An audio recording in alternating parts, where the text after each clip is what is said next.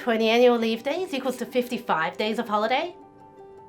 Is that math right? In 2019, I took 7 holidays.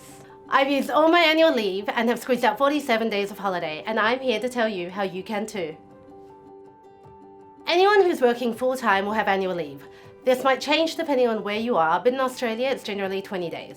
Which doesn't sound like a lot, but you can bring that up to 55 days in 2020 by using something I like to call an annual leave hack. The way this hack works is by pinpointing all of your public holiday days and building your travels around them. Throughout the year, Australians get a lot of public holidays.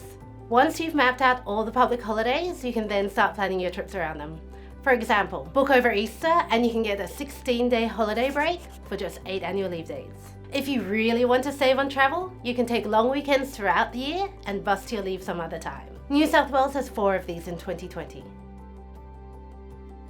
By now, you'll have realised that the way to max out your annual leave is by travelling over the peak season. On the plus side, it does have its perks.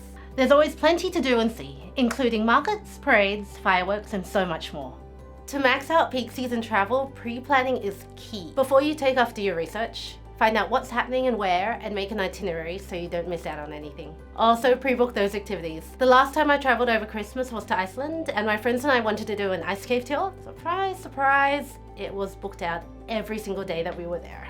We had to settle for a glacier hike instead, which was still good, but if you have your heart set on an activity, book it now. Lastly, check seasonal opening hours before you leave the hotel. In Australia, a lot of activities and shops are closed on Easter Monday, while in Europe, a lot of attractions are closed for most of winter. Money is always a factor in travel. Traveling off-peak will save you a bundle, but if you want to make the most of those public holidays or are being forced to take seasonal leave, you can still travel over the peak period without paying peak prices. Here's how. Number 1, book early. Peak periods always sell out first and almost never go on sale. Airlines sell seats a year in advance, so if you're thinking of that Christmas or Easter trip already, get online now and book that flight. Number 2, travel halfway during the peak season.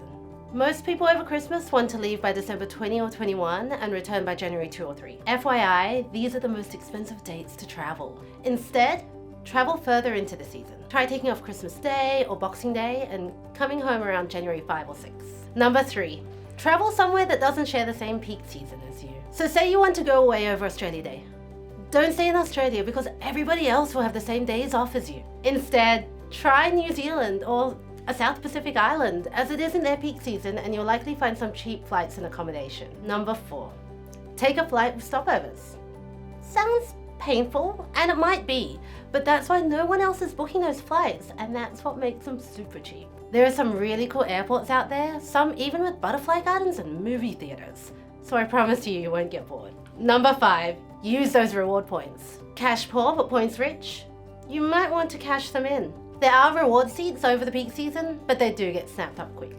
If someone's beaten you to the punch, you can still earn points by putting that flight, hotel, and tour on that rewards earning credit card. Plus, depending on your credit card, by booking your travels on it, you might even get travel insurance thrown in for free. So if you're thinking of traveling next year but don't want to blow too much leave or money, remember, you can max out your travel by hacking your annual leave, booking early, traveling just outside the peak dates or to destinations that don't share the same peak dates as you, and by using points toward your next break. Once you've figured out how to max out your travel, head to Finder for the best travel deals and tips for your next holiday.